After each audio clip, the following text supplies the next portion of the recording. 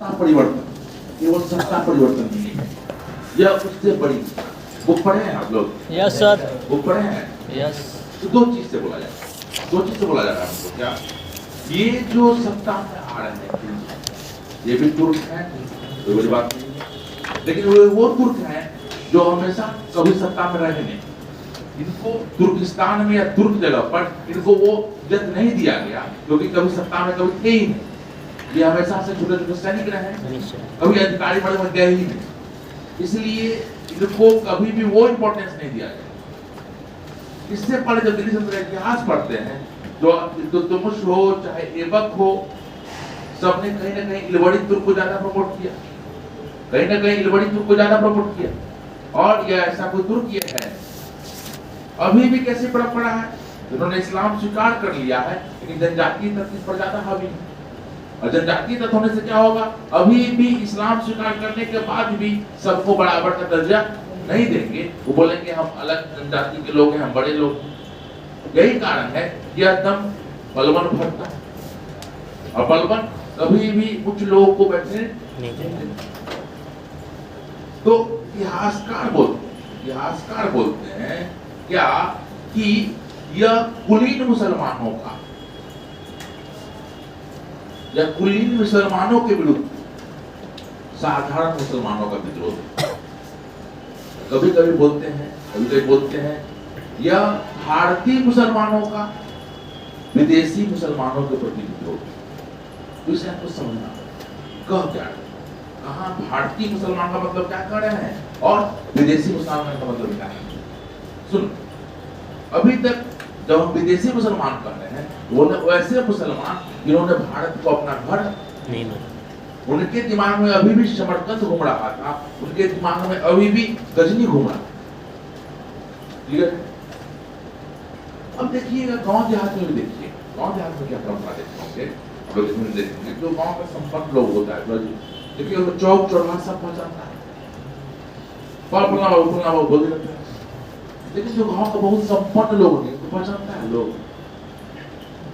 अब मान लीजिए दिल्ली चला गया कमाने, दिल्ली में कमा रहा है, खा रहा है, तो उसको गांव में रहे चाहे दिल्ली में रहे, उसको लगता है दिल्ली है बढ़िया, यहाँ खाने पीने में दिक्कत तो नहीं है, वहां मेरी बहुत पहचान नहीं है, लेकिन यहाँ 2-4 लोग पहचान रहा है, समझ रहे हैं।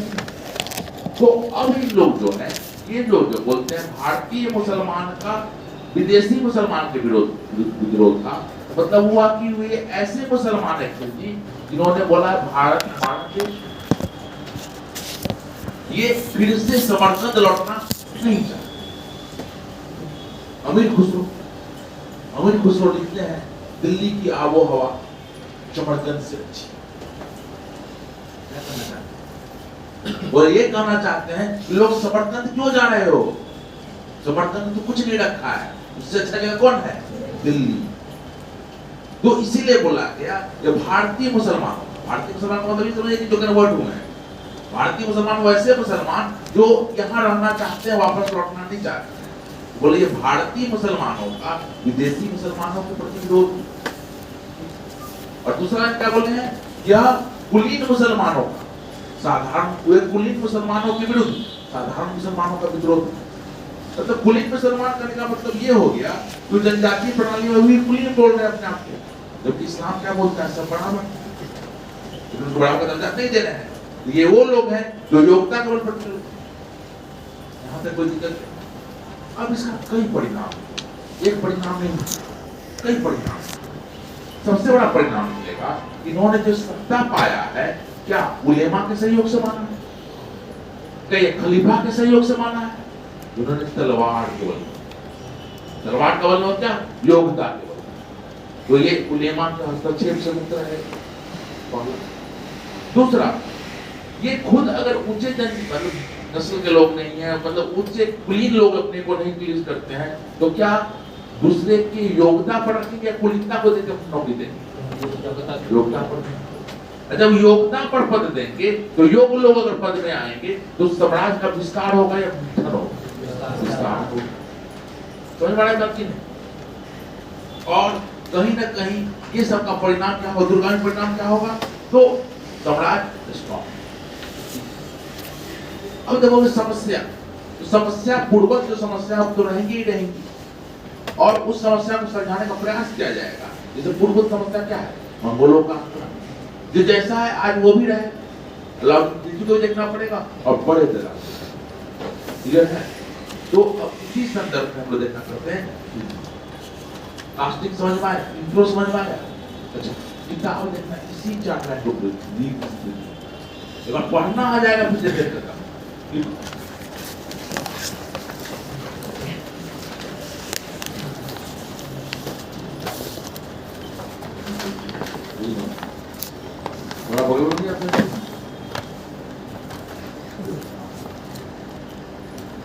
आजा परदेसी तुझे हर गांव बुलाएगी, सावन में पड़ गई गुले। देखो जब जब युद्ध इतना नहीं सुनो, रजनीश बोलते हैं ओशो गीता के बारे में, जब जब अर्जुन को ग्रीन क्या कहते हैं, जब जब अर्जुन कुरुक्षेत्र में जाएगा तब तक उसको मोह घेरेगा और गांधी भाव से झुकेगा। तो रजनीश कहते हैं गीता का उपदेश सबके लिए, आप लोग जब जब निजाम नजदीक आता जाएगा और उससे गांधी कमजोर होता जाएगा, शादी ब्याह लगन दोस्त ये तो बात नहीं हो कोई बात, अब तो सब अपने आप अर्जुन की परिचय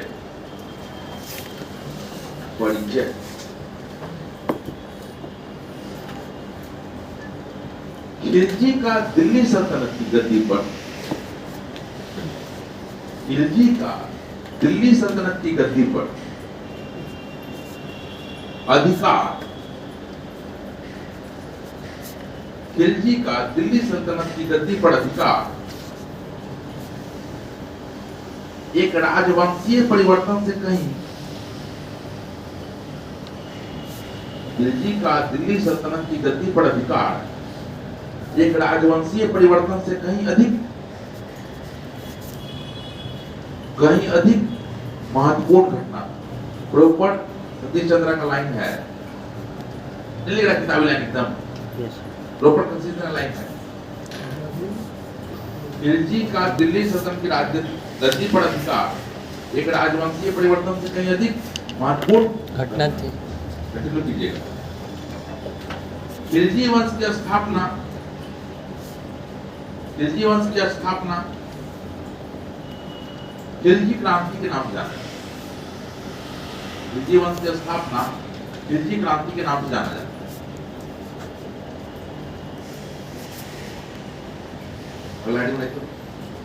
खिलजी क्रांति का अर्थ, खिलजी क्रांति का अर्थ, खिलजी क्रांति का अर्थ, खिलजी क्रांति क्या है उसका अर्थ समझेगा तब ना लिखोगे, दो लाइन दिखा देते ताकि दिक्कत नहीं। खिलजी क्रांति का लिखो, खिलजी क्रांति द्वारा, खिलजी क्रांति द्वारा तुर्की अमीर वर्ग का, खिलजी क्रांति द्वारा तुर्की अमीर वर्ग का सत्ता पर एकाधिकार, सत्ता पर एकाधिकार, सत्ता पर एकाधिकार और तुर्की लोगों की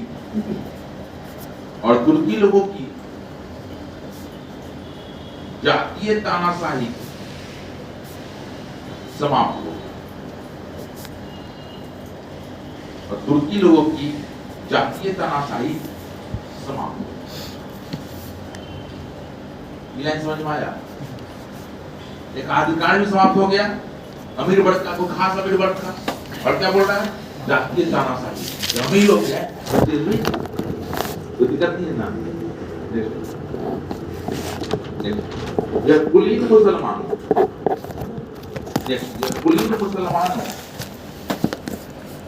कुलीन मुसलमान रेड लेना विदेशी मुसलमान, एक विदेशी मुसलमान हो जाए।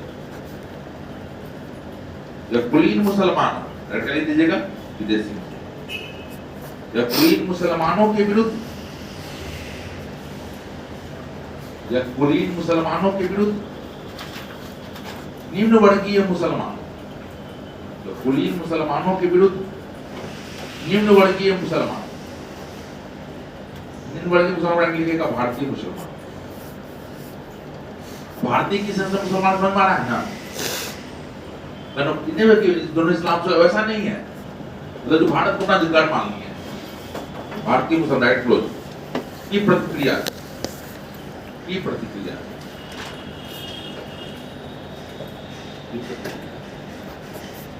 इसी वजह खिलजी क्रांति का समझ में आ गया। अब खिलजी क्रांति का प्रभाव, खिलजी क्रांति का प्रभाव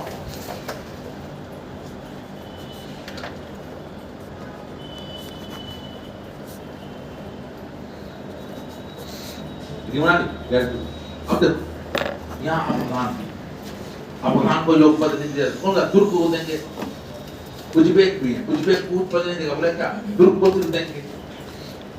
यहाँ हिंदू भी है, बोला हिंदू को उच्च पद नहीं देंगे।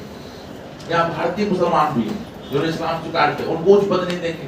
किसको देगा सिर्फ तुर्क को देता, वो तुर्क में कौन बड़ी तुर्क को, तब इस सब का दुष्प्रचार खत्म हो जाएगा ना। देखो खिलजियों ने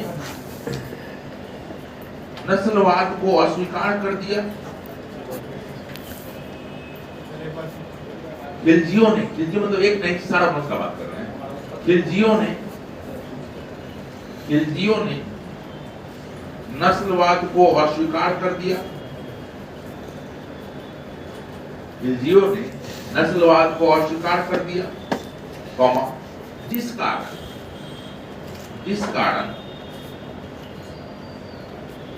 राजकीय सेवा में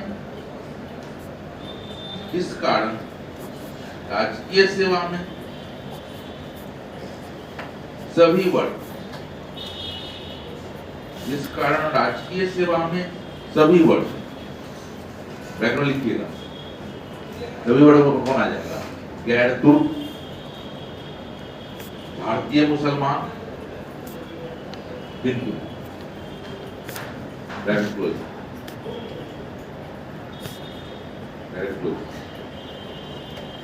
तुर्क, भारतीय मुसलमान, हिंदू। गैर तुर्क का मतलब अफगान सब हो गया।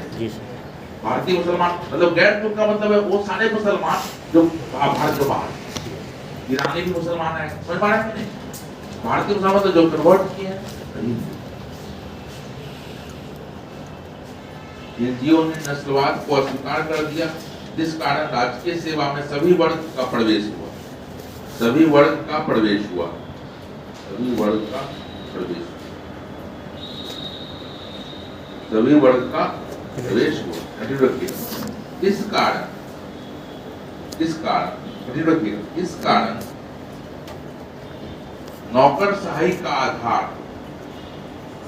इस कारण नौकरशाही का आधार व्यापक हुआ। इस कारण नौकरशाही का आधार व्यापक हुआ तथा राज्य को विभिन्न वर्गों का समर्थन मिला।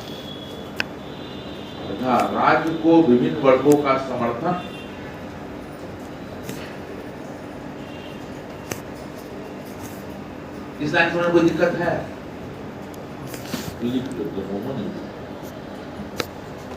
ना प्रोफेशनल कौन हो, लोग बनते का तो चिन्हेगा कि नहीं, दिन लोग लगता है। कभी सोचते हैं, जब हम बात करते हैं, तो पुराना बच्चा मिलता है तो बना हुआ तो अलग बात होता है। तो इस तरीके से बैठ में लगता है तो चिन्ह नहीं करेगा जो आपस में बात होती है। ठीक, ये बोल लाइन समझ में आया? एक प्रभाव दिखा, दूसरा प्रभाव क्या दिखेगा? धर्म के क्षेत्र। देखो, उलेमा तथा अमीर वर्ग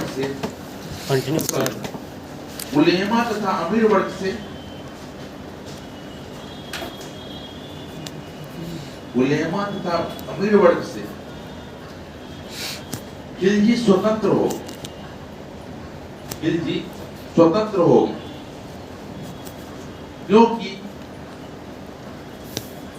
क्योंकि उन्होंने सत्ता पर अधिकार, क्योंकि उन्होंने सत्ता पर अधिकार सैन्य शक्ति के आधार पर किया था।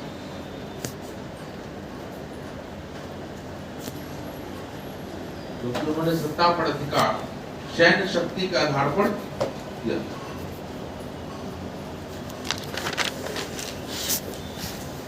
इस कारण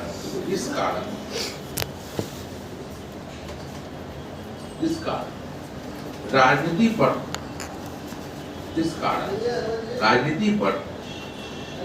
धर्म का प्रभाव कमजोर हुआ। इस कारण राजनीति पर धर्म का प्रभाव कमजोर हुआ। इस कारण राजनीति पर धर्म का प्रभाव कमजोर हुआ। ना देखोगे आगे, जो आगे देखोगे मोहम्मद तुगलक भी आगे बढ़ेगा, अकबर भी देखोगे आगे बढ़ेगा।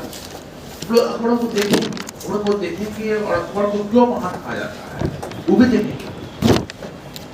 इसलिए देखेंगे कि वो दौर है जहाँ पश्चिम एशिया और मध्य मुगल अभी पड़ रहे हैं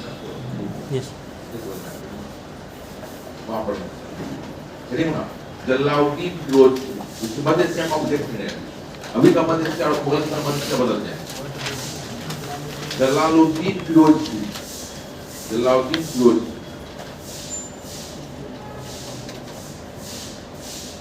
अच्छा ये तो समझ पा रहा है, ये भी तुर्क है, समझ पा रहा है ना।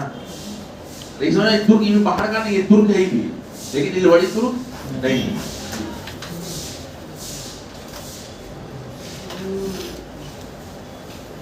देखो खिलजी वंश के सुल्तान भी तुर्क थे। खिलजी वंश के सुल्तान भी तुर्क थे। खिलजी वंश के सुल्तान भी तुर्क थे।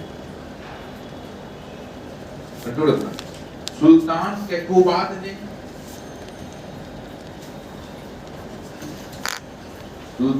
कैकुबाद को क्लियर है ना? Yes sir. सुल्तान कैकुबाद ने इसे जलालुद्दीन इसे शाइस्ता खां की उपाधि दी। सुल्तान कैकुबाद ने इसे शाइस्ता खां की उपाधि दी और आरिज ए मुमालिक का पद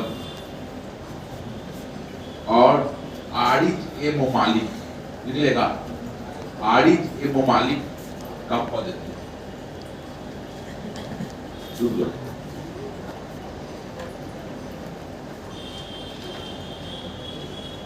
आरिज ए मुमालिक का बलवन याद आ रहा आप लोगों को? वो क्या क्या दीवान विभाग से अलग दीवाने अर्ज बनाया था, वही दीवाने अर्ज या दीवाने आरिज। और कहेड को क्या बोलेगा? आरिजे मुमालिक, वो सेनापति हो गया। सुनो, लेकिन यहाँ पर क्या है, सुल्तान सेनापति उसको नहीं बोलेगा, सेनापति से नहीं बोलेगा। इस्लाम में राजा और सेना का पद एक ही आदमी का पद होता है। पैगंबर मोहम्मद को देख लीजिए, खलीफा को देख लीजिए, तो सेनापति है, सेनापति कहलाएगा नहीं, सुल्तान ही सेनापति। ये समझ में आया? जो मुगल पे बदलेगा ही, वहां पर जब हम पढ़ेंगे तो बदलेगा, क्योंकि वहां खलीफा द्वारा बात प्राप्त बादशाह बोला। दूसरा बलबन का स्टेटमेंट याद आ रहा है। बलबन क्या बोला कि अपने पुत्र महमूद को, मोहम्मद को कहाँ रखा था? उत्तर पश्चिम सीमा। ये कहाँ का गवर्नर है? उत्तर पश्चिम का। स्वाभाविक बलबन की भविष्यवाणी क्या गलत? योग्यता होगा तब मंगोल को रोकेगा, और जब मंगोल को रोक लेगा वही भारत को खत्म। तो अंततः मंगोल ही भारत को खत्म कर सकते और कोई खत्म नहीं कर सकता है। और देखिएगा अंततः मंगोल ही भारत को खत्म कर। तो देखिएगा बलबन का सोच, इल्तुतमिश का सोच, अलाउद्दीन खिलजी का सोच, मोहम्मद बिन तुगलक का सोच एक जैसा होगा। जो फिरोज खान है वहीं देखिएगा फिरोज तुगलक का सोच, सिकंदर लोदी का सोच, इब्राहिम लोदी का सोच एक जैसा होगा, क्योंकि पतन हो समझ मारा बात को। बोलिए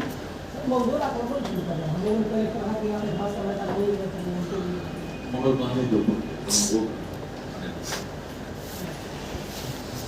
ये बुझा रहा है, रूस का है पर आक्रमण कर रहा है। और बता दे तो हम बताएंगे इतिहास का जो लिखा पढ़ो, वही कहानी तो होगा। पर बहुत बढ़िया मैसेज आया था, यूएनओ, WHO, ये सब क्या है, एनसीईआरटी किताब में जीके का बुक है, जिसका रियल सेंस में कोई पावर नहीं है, लेकिन जीके सब भारी भारी क्वेश्चन पूछा जाता है।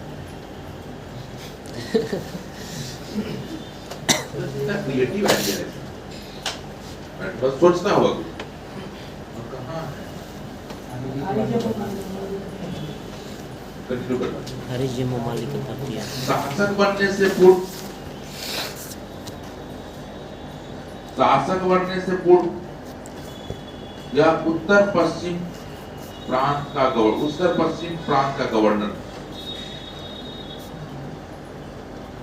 शासक बनने से पूर्व या उत्तर पश्चिम प्रांत का गवर्नर,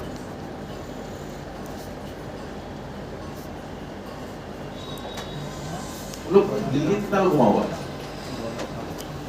हमने क्या मंगोल भी गया कभी, मंगोल भी नहीं गया होगा, ऑर्डर एंट्री पड़ता है दिल्ली में, तो दिल्ली में जो भी जाता है, नाम सुना है मंगोल भी का?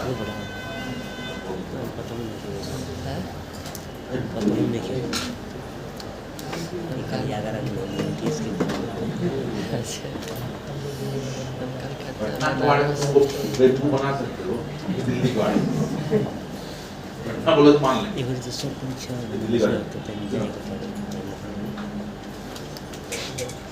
सुनो ना, क्या होता है, यह योग सेनापति है, तभी उत्तर पश्चिम प्रांत में मंगोलों का आक्रमण, प्रश्न उठता है मंगोल बार बार आक्रमण क्यों? अब इसका जवाब देना, मंगोल मध्य एशियाई जनजाति, ठीक है, ये खानाबदोश जिंदगी जी रहे हैं, और इनके जीवन का क्या कहते हैं, इनका जीवन में तो जो जगह है वहां पर फर्टिलिटी है नहीं, स्वाभाविक है ये लूटपाट की जिंदगी जिए। अब शुरू से ही पहले कहाँ लूटपाट करते थे, तो देखते थे पहले चीन में घुस जाते थे, लेकिन चीन में जब हम बात करते हैं तो याद आ रहा है अशोक जब पढ़ रहे थे चीन के दीवार का निर्माण हो गया, इसलिए अब किधर से घूम रहा है, पश्चिम एशिया से होते हुए ये जा रहे हैं, पश्चिम एशिया को मूव कर रहे हैं, ठीक है। तो उसी बीच में देखिएगा बड़ा बड़ा इस्लामिक राज बना, वाणिज्य का वंश बना, समानित का वंश बना, और जब बड़ा बड़ा साम्राज्य बना, संपत्ति भी बड़ी होगी, तो मंगोलों ने उन्हें लूटने का प्रयास। मंगोलों की विशेषता क्या थी, तो मंगोल एक जगह गठित नहीं थे, कई खंडों में बंटे थे, उनकी अलग अलग जनजातियां। जब मंगोल बढ़ रहा है, किसी एक शासक का बात नहीं कर रहा है, वो कई जनजातियां बटी हुई, क्लियर है। तो अब क्या है, हर जनजाति अपने अपने मंगोल कह रहे हैं, सब अलग अलग लाइन से लड़ रहा है, भारत पर भी आक्रमण कर रहे हैं। तो जब भी भारत पर आक्रमण कर रहे हैं या पश्चिम एशिया पर वासन कर रहे हैं, इसका उद्देश्य साम्राज्य निर्माण कभी गवर्न लूट के लिए। भारत एक समृद्ध देश, इसीलिए भारत पर बार बार आक्रमण हो। दूसरा चीज देखिएगा, दूसरा चीज अभी पश्चिम एशिया टोट नहीं पड़ रहा है, तो पश्चिम एशिया में कुछ बड़ा परिवर्तन हुआ, जो हम लोग मुगल पढ़ने तक अभी नहीं पढ़े, जिस कारण वो पश्चिम एशिया में पहले जैसा मूवमेंट नहीं कर पा रहे, तो धीरे धीरे मंगोल भी कमजोर होते जा रहे हैं। तो इसके शासन काल में मंगोलों का आक्रमण हुआ, ठीक है, इसने मंगोलों को हरा दिया। तो मंगोल का जो नेता था उसको बोला तो बार बार जो आक्रमण कर तो खाया करो, तुम ये ना लूटपाट के लिए, तुम एक काम करो, तुम इस्लाम स्वीकार कर लो और मंगोल में दिल्ली में बस जाओ। इस्लाम स्वीकार करने के बाद, क्योंकि पहाड़ी लोग थे और वो दिल्ली में नहीं बसाया जा सकता था, इसलिए दिल्ली का पहाड़ बसाया गया, इसका नाम है मंगोल, आज मंगोल, ठीक है। तो अब तो दिल्ली का अंदर हो गया है। जैसे जब दानापुर कैंट बोलोगे, तो अंग्रेजों ने जब दानापुर कैंट बनाया था, ये पटना से बाहर, और दानापुर कैंट लगता है पटना का ही पार्ट, माना कि नहीं। तो उन्होंने इसको बसाया, इसको बोला गया नव मुसलमान। तो क्या बोला गया, नव मुसलमान। अभी भी मंगोलपुरी जगह में जाइएगा, तो आंखों का अलग है, नाकों का अलग है, जो शुरू से पहले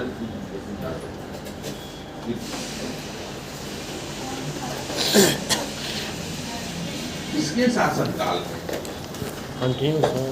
इसके शासनकाल में लगभग 2000 मंगोल इसके शासनकाल में लगभग 2000 मंगोल इस्लाम धर्म को स्वीकार कर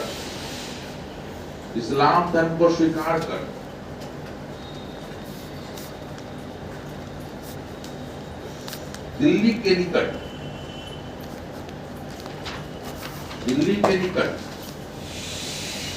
मंगोलपुरी में बसे। दिल्ली के निकट मंगोलपुरी में बसे जो नव मुसलमान था,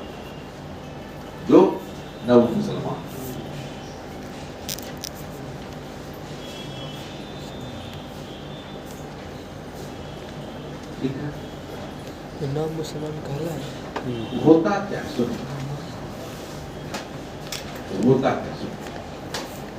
एक सेनापति बनना आसान, लेकिन एक प्रशासक बनना, एक राजा मतलब शासक बनना रट्टा। सेनापति बनना इसलिए आसान है, आर्मी में गोली चलाना बहुत आसान इसलिए है, उसको पता है सामने जो गोली चला रहा है दुश्मन। लेकिन बिहार पुलिस को गोली चलाना आसान लगता है, उसको भी पता है सामने दुश्मन नहीं है, विचारधारा कर रहा है। अब लोग देखते हो स्टूडेंट के लोग आंदोलन करता है, अभी 5-5 साल से रिजल्ट नहीं दिया, आंदोलन नहीं करेगा, उस पर गोली चला देगा, तो क्या सरकार बचेगी फिर? क्या सामने होगी? क्या नहीं होगी, निगेटिविटी जाएगा सरकार के पास। लेकिन बॉर्डर पर गोली चलाना तो बड़ी बात नहीं। तो भी क्या ये एक अच्छा योग्य सेनापति है, एक अच्छा शासक होगा ये कहना क्या है? मान लो कोई विद्रोह कर रहा है, किसी की जान पहचान लोग कर रहा है, अब उसको कठोर नीति से दमन नहीं कर पा रहे, बलवन कठोरता से काम करता था। अब बंगाल में विद्रोह किया तो दमन बहुत कठोरता से नहीं किया, अन्य अमीर विद्रोह किए तो उसको कठोरता से नहीं दबाया गया। तो ये दुर्बल नीति अपना लिखता है, क्या मुझे इतिहासकार लिखते हैं इसके बारे में, बड़ा स्पष्ट रहा है। मैं एक वृद्ध मुसलमान हूँ और मुसलमानों का क्यों बना, कहीं ना कहीं इसको गलानी है। इस राजा का गद्दी तो पकड़ लिया है, लेकिन इसको लग रहा है कि इसका बलवन का दिया हुआ गद्दी है और हम कैसे तो डायलेमा में राज चलता है क्या? नहीं चलता। देखिएगा अलाउद्दीन खिलजी समझ चुका है कि शासन नहीं कर बोला जाता है। अलाउद्दीन खिलजी कड़ाका क्या कहते हैं, अलाउद्दीन को दक्षिण भारत पर आक्रमण करता है और ढेर सारा धन संपत्ति लेके आता है। जब ढेर सारा धन संपत्ति लेकर लौटता है, अलाउद्दीन खिलजी मिलने भी जाता है, जो इसका भतीजा भी और दामाद, तो मिलने भी जाता है और चाहता है कि जो कोई धन संपत्ति लौटा है उसका हिस्सा हो ले। लेकिन अलाउद्दीन खिलजी पहले से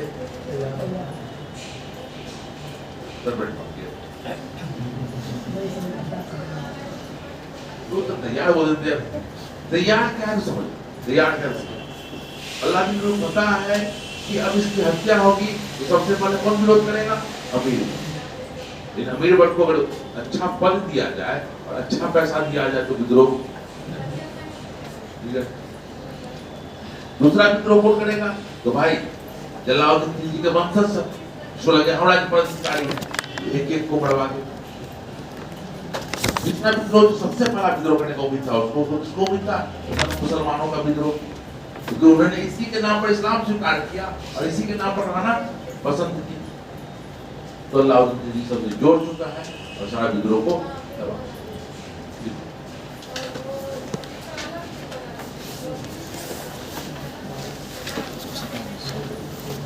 विद्रोहियों के प्रति जलालुद्दीन ने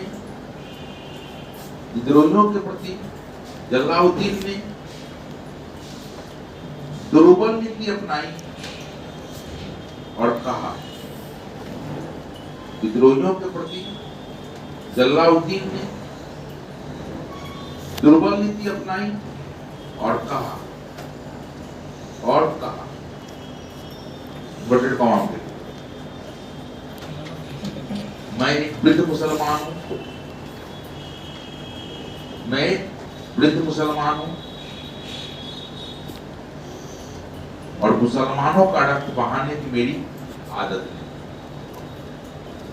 मैं एक वृद्ध मुसलमान हूं और मुसलमानों का रक्त बहाने की मेरी आदत है।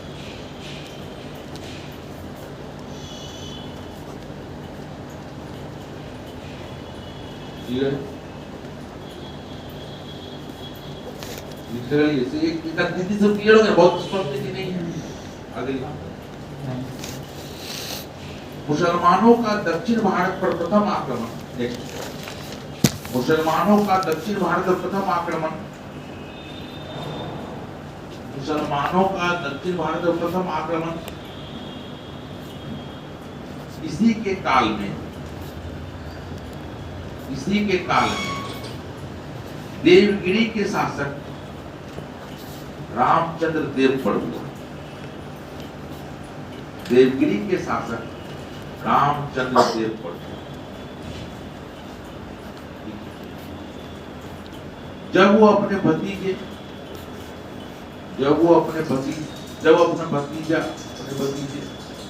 उगली करके लिखते ना, दामाद कहते बुक में भतीजा दे देंगे, दामाद दे कंफ्यूज मत कीजिए। जब वो अपने भतीजे दामाद अलाउद्दीन से मिलने, जब वो अपने भतीजे दामाद अलाउद्दीन से मिलने और बधाई देने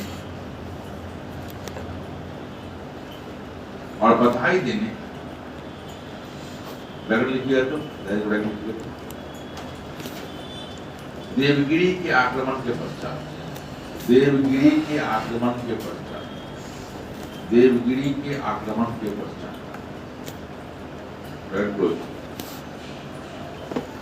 बधाई देने, देवगिरी के आक्रमण के ब्रैकेट क्लोज।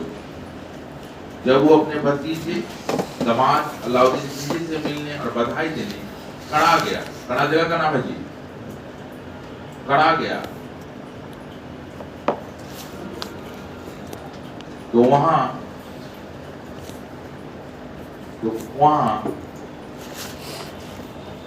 अलाउद्दीन खिलजी द्वारा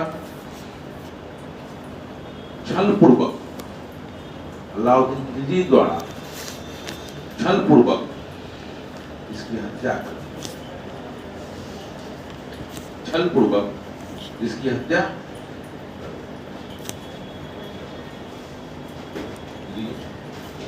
अब एक क्वेश्चन, तो समकालीन इतिहासकार है, बड़ा बढ़िया लिखता है कि अभी जलालुद्दीन के कटे गले से रक्त चूर ही रहा था, टपक ही रहा था, तब तक उसने चांदी का टोपा अलाउद्दीन जी ने अपने सर पर, ऐसा वर्णन। दो क्वेश्चन वाला क्वेश्चन आता है कि किस शासक के समय दक्षिण भारत पर आक्रमण हुआ, मुस्लिम रिलीजन का पहला आक्रमण किस शासक के अंतर्गत हुआ, नाम है जलालुद्दीन। और क्वेश्चन आता है किस शासक ने दक्षिण भारत पर पहला आक्रमण किया, उत्तर हो जाएगा अलाउद्दीन। हाँ, किस वंश का शासक था ये रामचंद्र देव जिसने आक्रमण किया? दक्षिण भारत पढ़ेंगे, जैसे दक्षिण में 4 वंश पढ़ेंगे, तो अलाउद्दीन जी पढ़ेंगे चारों, है ना बात?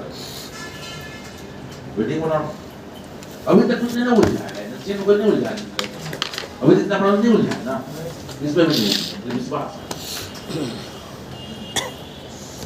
क्या होता है ना, बुक अपने हिसाब से पढ़ाता है। अब क्या करेंगे, अब अलाउद्दीन जी पढ़ेंगे, उससे बातें राज्य विस्तार कैसे पढ़ेंगे, उत्तर भारत उत्तर भारत में कौन राज्य पढ़ लेंगे, दक्षिण भारत पढ़ेंगे, जो कि दक्षिण का राज्य है दक्षिण पढ़ेंगे। ठीक है,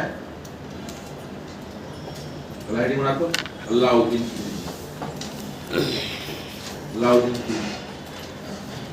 और एक काम करना है, जैसे हम बोलेंगे काकतीय, वारंगल, ये वो, तो बुक में मैप दिया हुआ है ना, तो आइडिया तो अच्छा से याद हो जाए। अलाउद्दीन देखो, अलाउद्दीन जी को पढ़ेंगे कैसे, बड़ा शासक पढ़ लिखो तो राजनीतिक आदर्श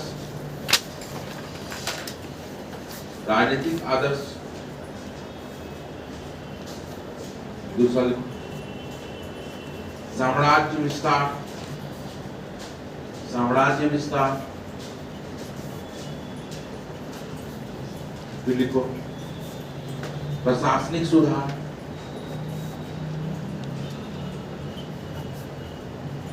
फिर लिखो आर्थिक सुधार, लिखो आर्थिक सुधार।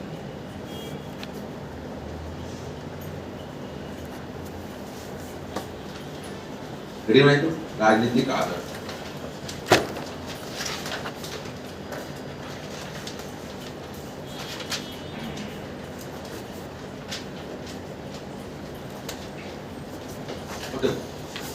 जब अलाउद्दीन शासक बनता है तो उसके समय भी प्रश्न उठता है इस राज्य को इस्लामिक राज्य हो सकता है।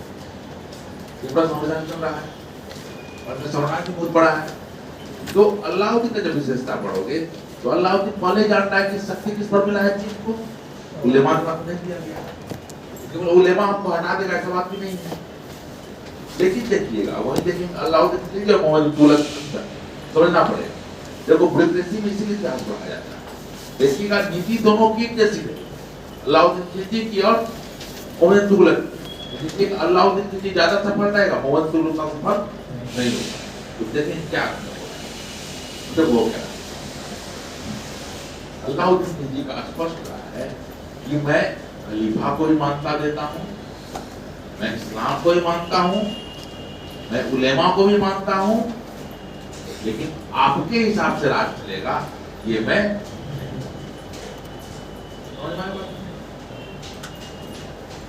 कि आप सब सही हैं और आपका जो प्रतिष्ठा वो है इनका ये आपके हिसाब से राज चलाएंगे। वो राज चलेगा किसके हिसाब से, मेरे। और दूसरा चीज वो नस्लीय योग्यता को महत्व नहीं देगा, किस चीज को योग्यता को देगा, जो रियली में योग्यता उसको मदद देगा। इसीलिए इसका राज्य का विस्तार भी होगा। पीछे तक आवाज आ रही है ना? Yes sir. नहीं जा रही है? आ रही है सर।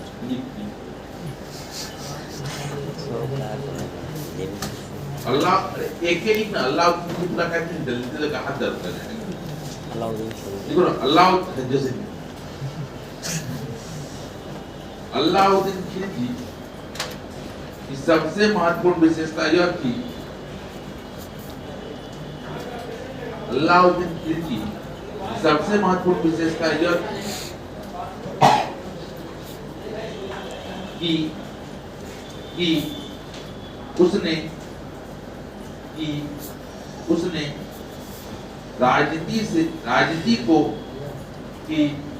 राजनीति को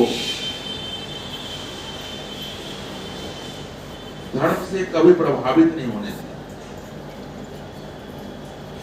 राजनीति को धर्म से कभी प्रभावित नहीं होने दिया। उसने खलीफा की सत्ता को मान्यता दी, उसने खलीफा की सत्ता को मान्यता दी तथा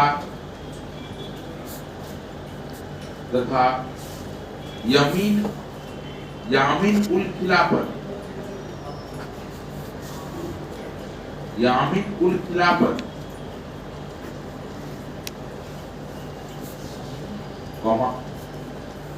नासरी अमीर यामीन उल खिलाफत लिखिए ना, नासरी अमीर उल मुमनीन। वो मेरे तो मंगोल सारा खलीफा सन के खत्म कर गया है, तो मेरे खलीफा कौन है? शेरी अमीर उल मुमनीन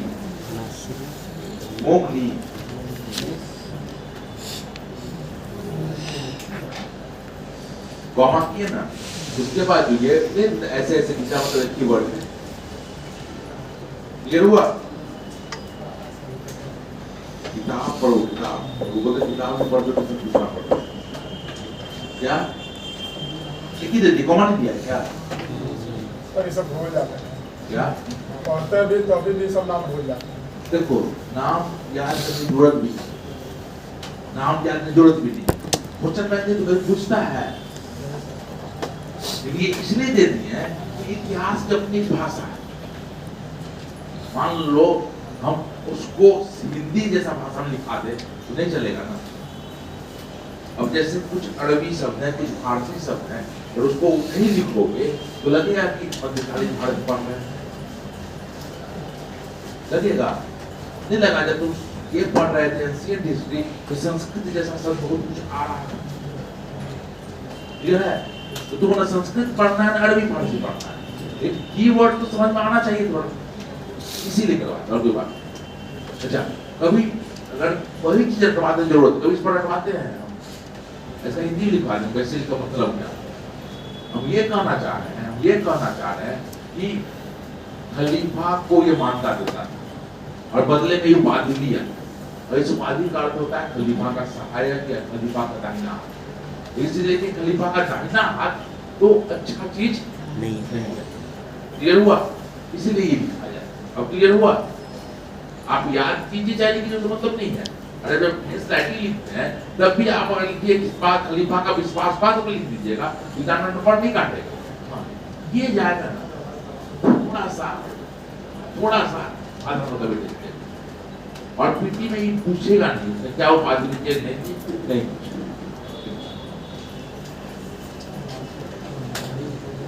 क्या लिखा है? नासरी अमीर बैठ देना खिलाफ खलीफा का दाहिना हाथ, कौमा खलीफा का नायब,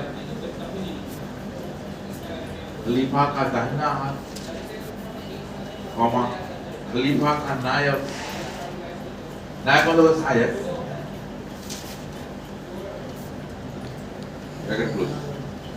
उसने खलीफा की सत्ता को मानता भी तथा अमीर उल खिलाफत, कौमा नासरी अमीरुल मोमिनीन की उपाधि ग्रहण।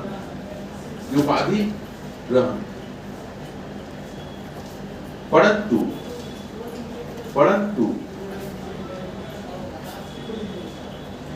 उसने शासन में न तो इस्लाम धर्म के सिद्धांतों, परंतु उसने शासन में न तो इस्लाम धर्मों के सिद्धांतों का सहारा लिया, इस्लाम धर्म के सिद्धांतों का सहारा लिया, और न उलेमा वर्ग से सलाह, और न उलेमा वर्ग से सलाह ली, और न ही खलीफा के नाम का सहारा, और न ही खलीफा के नाम का।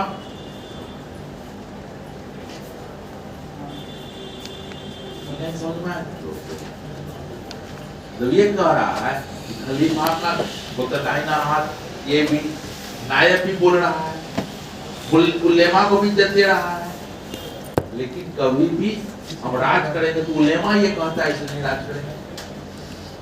हमारे इस्लाम धर्म में ये क्या गया है तो यही मानो ये राज इस बात पर राज नहीं करेंगे। मतलब राजा में देवत्व गुण नहीं डालेंगे, जो बलबन डालने का समझ में आया? तो उल्टी नहीं दिख रही लोग को, और कोई दिक्कत वह निरंकुश राजतंत्र में विश्वास। पहले ही बोले मिठाई बड़ा खाना बड़ा बड़ा हो रहा है, तो स्टडी भी तो पढ़ रही है पहले से। वो निरंकुश राजतंत्र में विश्वास करता है। अब तुम लोग जो आंसर लिखोगे इतना ही बड़ा बड़ा पैराग्राफ करोगे ना, कहीं भी बहुत लंबा लंबा नहीं यूज करते हैं जनरली। वो निरंकुश राजतंत्र में विश्वास करता है, वो निरंकुश राजतंत्र में विश्वास करता है। मतलब क्या निरंकुश मतलब क्या है? इस पर कोई अंकुश नहीं हो और राजा का शासन हो। उलेमा से मतलब है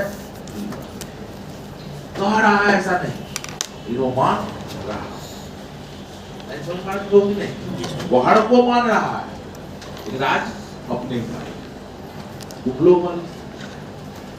लोग माता पिता की बात सुनते हो, मेरा भी सुनते हो।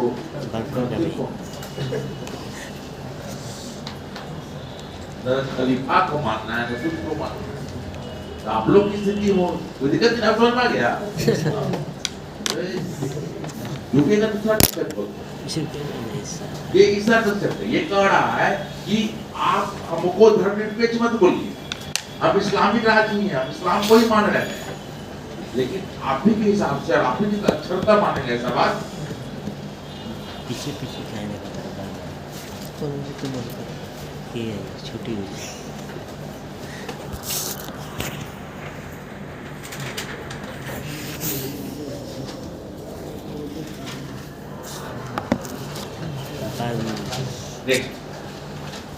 इसने बलबन की जातीय उत्साहवादी नीति का त्याग किया। इसने बलबन के जातीय उत्साहवादी नीति का त्याग किया और योग्यता के आधार पर इसने बलबन के जातीय उत्साहवादी नीति का त्याग किया और योग्यता के आधार पर पदों का वितरण किया और योग्यता के आधार पर पदों का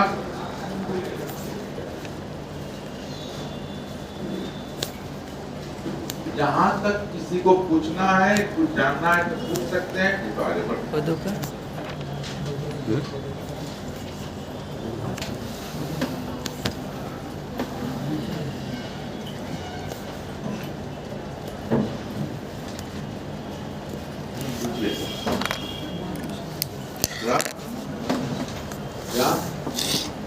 कहाँ पढ़ी बुक आज पढ़ाए हैं आपके पसंद मिस्र तो उसी का इसके समय में सर खलीफा कहाँ स्थित क्या क्या हो? हाँ खलीफा कहाँ से वहाँ से पूछा खलीफा इस समय कहाँ थे भाई? मंगोल तो सब चारों देखिएगा, बर्बाद कर दिए। देखिएगा जो हम इतिहास लिख रहे हैं पढ़ रहे हैं, पहले बोले थे क्या किसके इतिहास को लिख रहे हैं, उस समय समकालीन इतिहासकार। अब जो समकालीन इतिहासकार से देखोगे अकबर का बड़ा खराब वर्णन करता है बदाई। कारण क्या है, अकबर थोड़ा धर्मनिरपेक्ष टाइप का बात कर रहा है और देखोगे अलाउद्दीन खिलजी का तो बहुत इज्जत से वर्णन नहीं करता समकालीन इतिहास। जबकि देखा जाए आधुनिक इतिहासकार बोलते हैं उस समय मंगोलों ने पूरे वर्ल्ड को रौंद रखा था और अलाउद्दीन खिलजी भी था पूरा रौंद किया। लेकिन क्या है, ये कुछ नस्ल के नहीं है, समझ रहे ना? तो मिश्रित तुर्क करने का मतलब क्या है कि मिश्रित तुर्क का मतलब क्या है, एक आदमी फादर तुर्क होगा माता तुर्क नहीं। वर्ण संकर बताया ना, तो इसलिए इसी ढंग से बेइज्जत करने का प्रभाव है। तो इतना तो उनको दिक्कत नहीं, मुझे ना किताब उठा लिया। हाँ इतना तो पढ़ा, वो किताब ने क्वेश्चन नहीं रोज सिखाया ना, फ्राइडे का दिन करते Yes. बोल सर इस समय मतलब खलीफा कहाँ स्थित है सर? चारों तरफ तो मंगोल मतलब आक्रमण करके पूरा ये किया हुआ था। एक मिनट क्या बोल रहा है?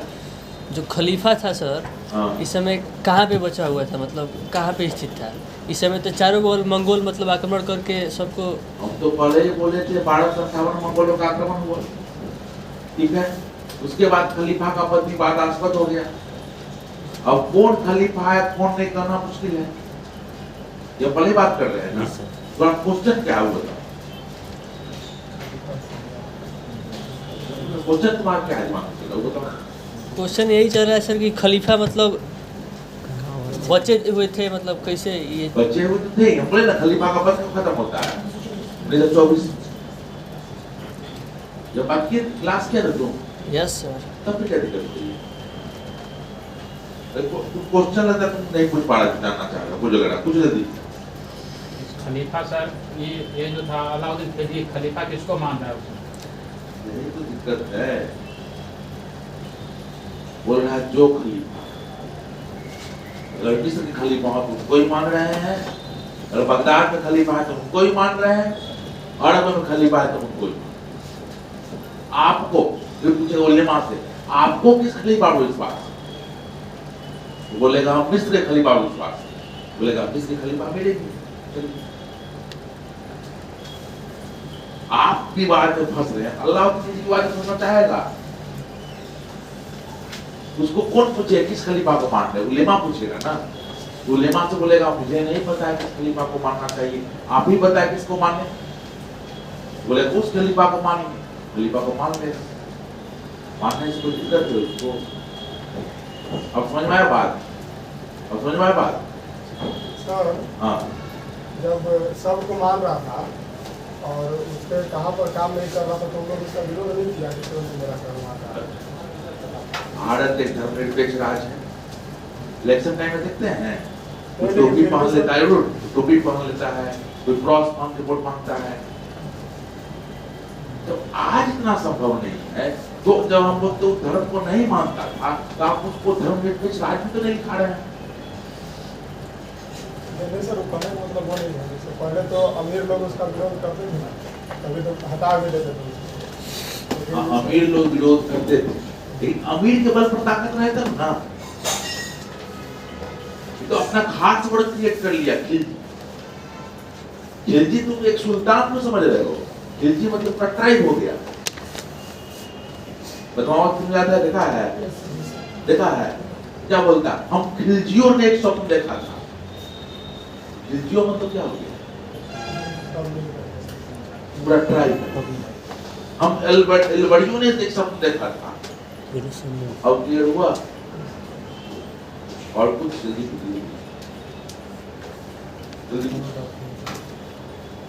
बढ़े आगे।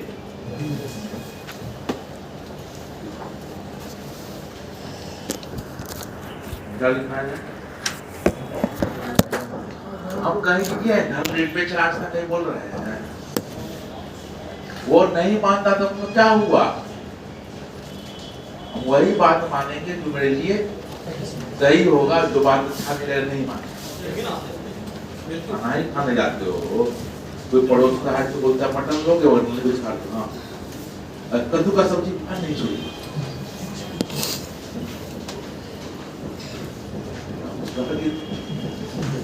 बूढ़ा बैच में खाने पीने के संदर्भ में समझाया तो समझ में आता है। जब मैं भी लंच ब्रेक हुई किया अब समझ में आया। इस्लाम को नहीं मानेगा मतलब क्या हुआ?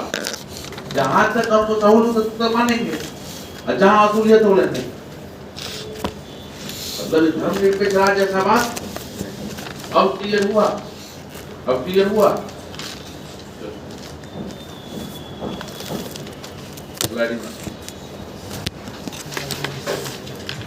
अल्लाह अल्लाह की तरफ समाज एक पलेटी में उत्तर उत्तर। अब फिर से आओ इसकी मूलभूत समस्या। इसकी मूलभूत समस्या क्या है? समस्या को देखोगे तो आंतरिक समस्या, बाह्य समस्या। लिए समस्या को देखोगे तो तुम इसकी तरह आंतरिक समस्या, बाह्य समस्या क्यों देखेंगे ना जी? देखो मिडाइवल पढ़ने का पढ़ते हो तो शासक के जगह स्वयं को रखो, शासक के जगह स्वयं को रखो। लोग थोड़ी देर के लिए हमने गलती पकड़ा है, तो मैं कहाँ बैठा हूँ? दिल्ली में हूँ, तो बेहोश नहीं हो जाता। ये तो शासन लचीला है।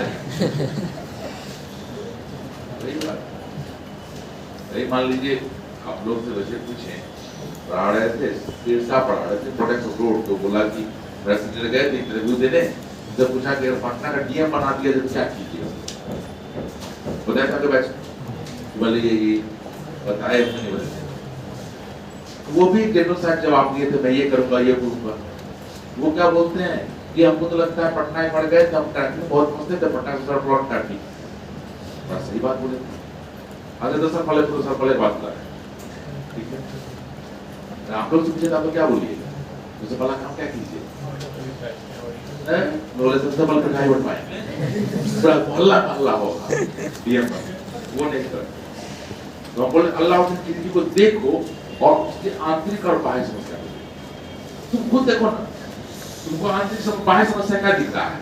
बाह्य समस्या तुमको क्या चीज दिखेगा? बाह्य क्या दिखेगा तुमको? दिख रहा है? रटो मत, ये बोले दिख रहा है, बोल। Yes sir. आंतरिक,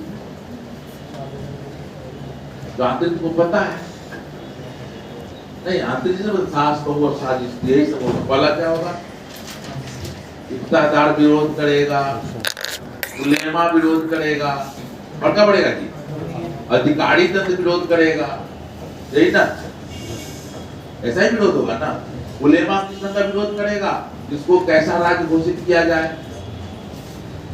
क्या इफ्तादार का विरोध करेगा कि भाई हमको राजस्व कम से कम मिले, पैसा भेजना नहीं पड़े, ये नहीं होगा जी। अधिकारी क्या चाहेगा? बड़ा बड़ा पोस्ट, समझ पा रहे कि नहीं? अब बड़ा बड़ा पोस्ट अब ये किसके बल पर देगा? योग्यता के बल पर, कुलीनता बल पर नहीं। उलेमा को पहले साइड कर चुका हो, लिखाई चुके हैं, इतना बल आप कैसे साइड करे वो देखिए। क्योंकि राजस्व और मंगोल समस्या एक दूसरे से जुड़ा, जैसा पैसा आएगा वैसा ही डिफेंस सिस्टम है।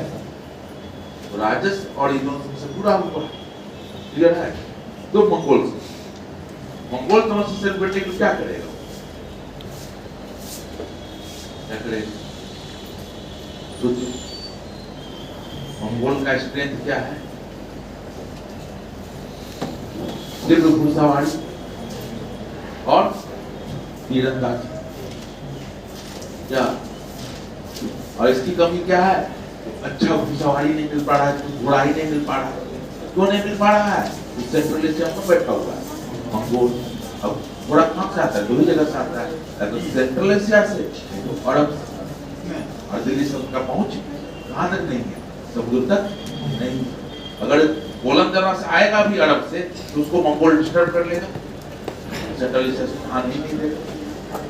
इसलिए क्या करेगा? गुजरात समझ में आया? लेकिन बंदरगाह मिले, समुद्र मिले, और गुजरात क्या है? और टैलेंट डूब रहा है कि नहीं? लोग से देख रहे हैं, हरापन देख रहे हैं। अब जब गुजरात को सुरक्षित रखने का प्रयास करोगे, तो गुजरात को सुरक्षित रखने का प्रयास करोगे, सबसे पहले क्या राज्य कहाँ भी सुरक्षित रखना होगा? तब घोड़ा आएगा, कोई मिनट चल गया तब बातें समझ पा रही है कि नहीं? तो उसकी उत्तर भारत की नीति यही रहेगी, इसी के आसपास बोलेगी। अच्छा बताओ, एक एडमिनिस्ट्रेटर को इतिहास तो पढ़ाया जाता, समझ पा रहा है लोगों को?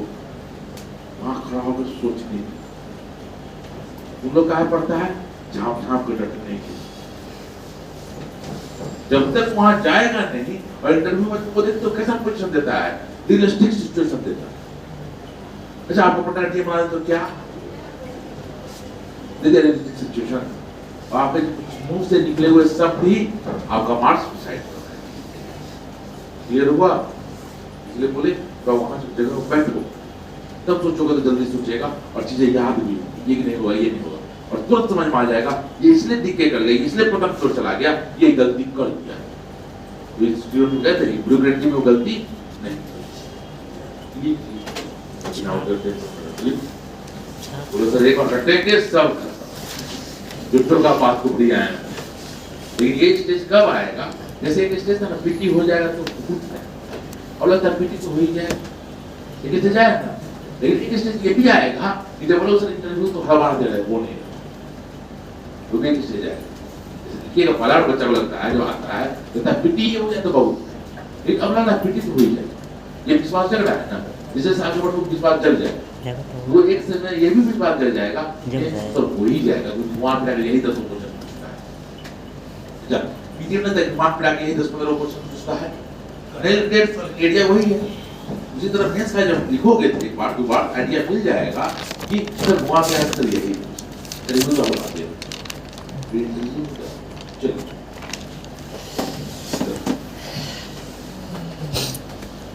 अलाउद्दीन खिलजी ने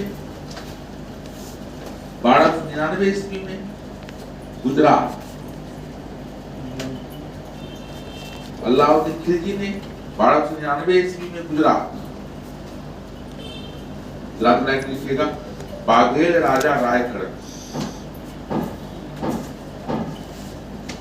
अलाउद्दीन खिलजी ने 1299 ईस्वी में गुजरात लिखिएगा बाघेल राजा रायगढ़। बाघेल मतलब वंश का नाम है, राजगढ़ बोल रहे हैं क्या?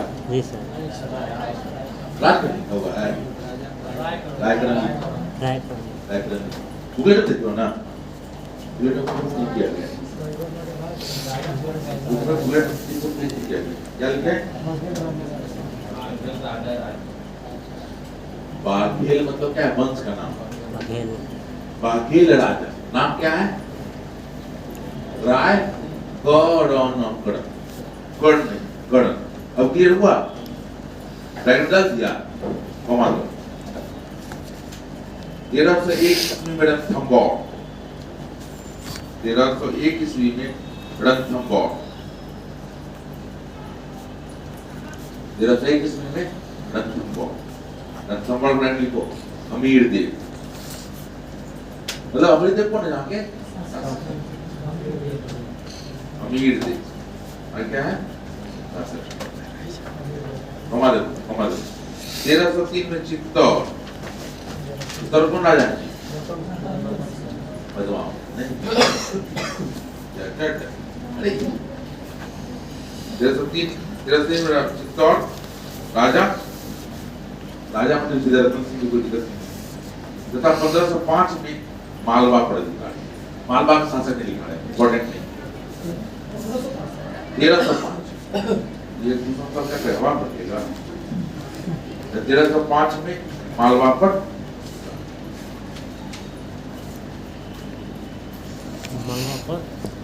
पद्मावत भक्ति से भी पढ़ोगे तो समझ में आएगा। पद्मावत का मकसद था करेक्टर शो करना, और हीरो तो रतन सिंह ही था पद्मावत रियल में भी, और विलन फिल्म में भी वही दिखाया गया। इनको गलत इंटरप्रेट कर दिया, अल्लाह हो गया डायलॉग कितना भारी तो रतन सिंह के कैरेक्टर में कौन था हीरो?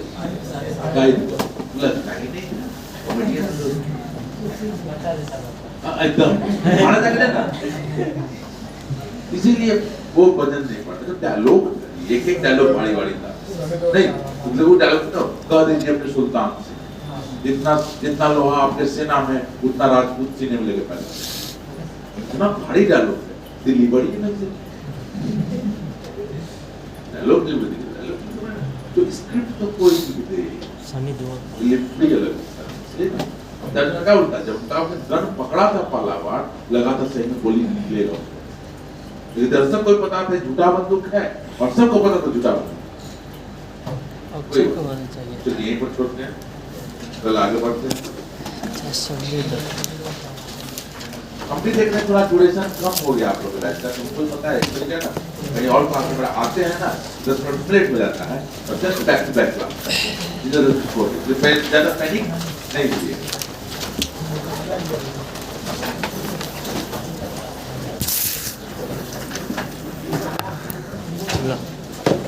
समझ में आ रहा है? सुनो किताब कुछ किताब पढ़ सकते, सब लोग बुकलेट क्या पढ़ रहा है जी? इससे लग रहा है कि सर आनंद बुकलेट देख पढ़ा रहा है, जी सर जल्दी हो जाता है, स्पेलिंग देखने का मन तो बोल देख सकता है। जी सर जल्दी हो जाता है सर, जल्दी नहीं हो जाता है, जल्दी हो जाता है। जल्दी के चक्कर में मत रहो, कि जल्दी बनता है तो बहुत जल्दी लगता है। पढ़ने में सर क्लियर है? बुकलेट तो कभी पढ़ लो, किताब में जो है खाली पढ़ने में 10 कल क्या पूछिएगा मैं शुरू करूँगा। कल आप लोग क्या कीजिएगा, क्वेश्चन बैंक कुछ क्वेश्चन पढ़ना है ना, आधा घंटा क्वेश्चन रख लेंगे। अच्छा तुम लोग गुलाम मत पढ़ लिए होगे, कुछ और घटना पढ़ा होगा, तू भी पूछ लेना, टाइम बचेगा, और टाइम बचाएंगे, उधर टाइम बचाएंगे, ठीक है? चलिए गुलाम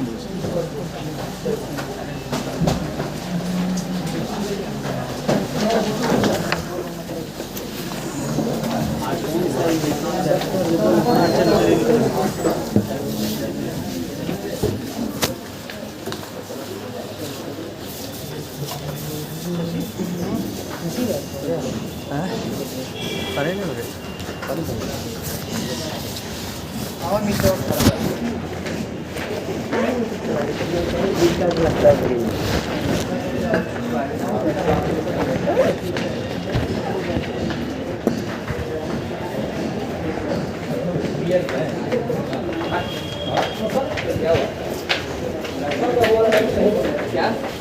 पर बोला नहीं भाई हम ना आप क्या लाओ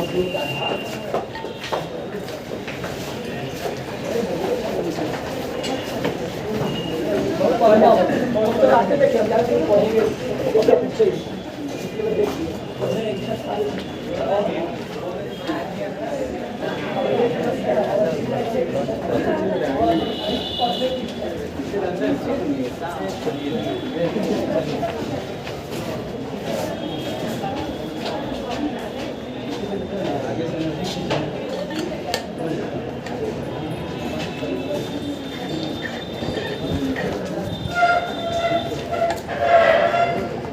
चलिए क्यों किसी गाड़ी कर रहा है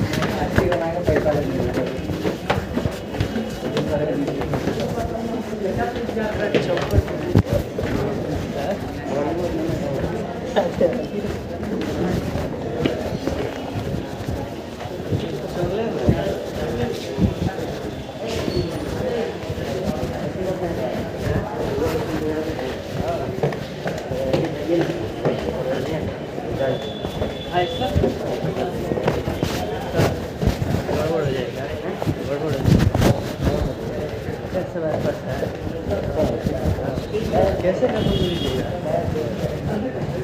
आप कैश दीजिएगा हम ऑनलाइन करते हैं बहुत दिक्कत है वो भैया तो वो दिक्कत है वो भी कैश दे रहा है एक बार ऑनलाइन कर दीजिए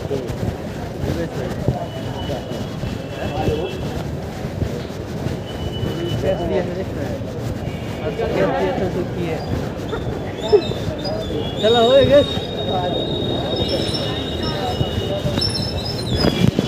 इधर जा रहा है कि ट्राई कर पूछ रहा है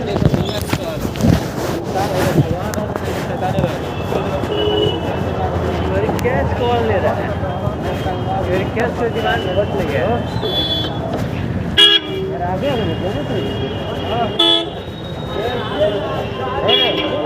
आगे यार ऐसे आगे आगे तक क्या आगे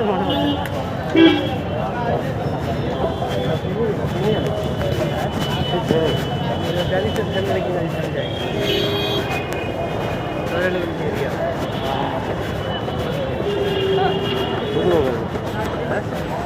अढ़ाई किलो के बाद फास्ट फूड शुरू हो जाएगा भीड़ आती है लाला मजनू को वही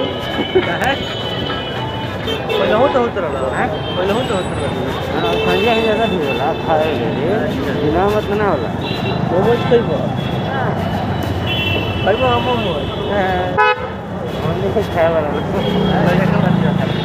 खाने को तो और तेज वाली ये सब लड़का ना खा अपने क्लास के कुछ लड़की हो जाए लड़का ना खा लड़का मजबूरी ना खा मोमोज खिलाओ तो देखो ये मोमोज खाई जी में चल लो मोमोज ना खाई लड़की देखो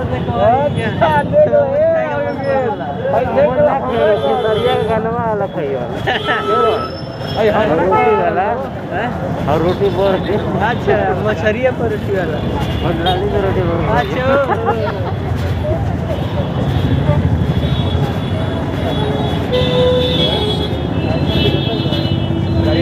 आई का भी बस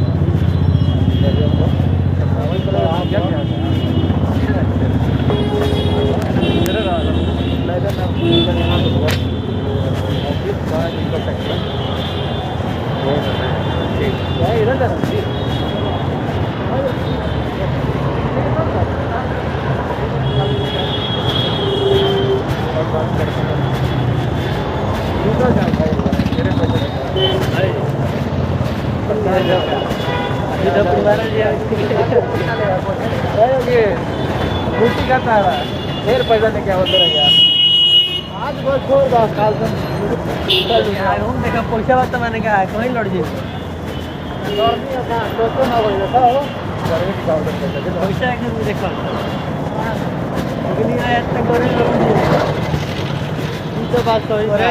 100 आदमी के गर्मी राखे ली संतोष ना करो नहीं सलन नमक खाई जाओ तो तने पे बोलो